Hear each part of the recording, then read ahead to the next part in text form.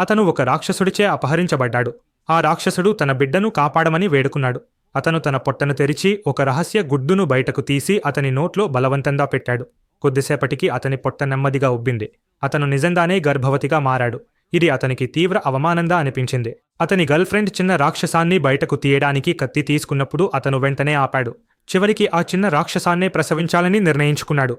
గర్భవతిగా మారిన తర్వాత అతనికి విపరీతమైన ఆకలి పెరిగింది. ఉదయాన్నే వాంతులు ఆగేవి కాదు. ఒకరోజు చిన్న రాక్షసం బయటకు రావాలనిపిస్తోందని అతనికి అనిపించింది. అతని గర్ల్ ఫ్రెండ్ వెంటనే అతని ప్యాంట్ దిగదీసి సహాయం చేయడానికి సిద్ధమైంది. ఆమె చేతిలో కత్తెర చూసి అతను భయపడ్డాడు.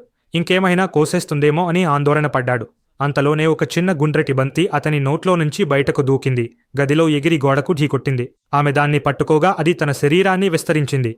అది ముల్లంగిలా కనిపించే చిన్న రాక్షసంగా మారింది. దాని అందమైన రూపం ఆమె మనసును కరిగించింది. ఆమె అతన్ని కనపెట్టి ఆ రాక్షసంతో ఆడుకోవడం మొదలుపెట్టింది. అతను దాన్ని నవ్వించేందుకు ప్రయత్నించగా అది నవ్వుతూ నిద్రపోయింది. కానీ రాక్షసాలు రక్తం త్రాగడమే సహజం. ఆ చిన్న రాక్షసం ఇంట్లో ఉన్న గుర్రం రక్తం మొత్తం పీల్చేసింది.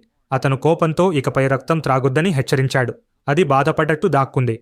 అతను మెల్లగా కూరగాయలు ఎలా తినాలో చెప్పి ఖర్జూరాలు తినిపించాడు. అది ఆనందంగా తిన్నది. కానీ వెంటనే అదుపు తప్పి ఖర్జూరాలను ఉమ్మేసింది. అకస్మాత్తుగా అది పీషుటర్లా మారి నోట్లో నుంచి ఖర్జూరాలు కాల్చడం మొదలుపెట్టింది. చిన్న రాక్షసం అతనికి చాలా ఇబ్బందులు తెచ్చినప్పటికీ అతని జీవితానికి ఎన్నో అనుభవాలు కూడా ఇచ్చింది.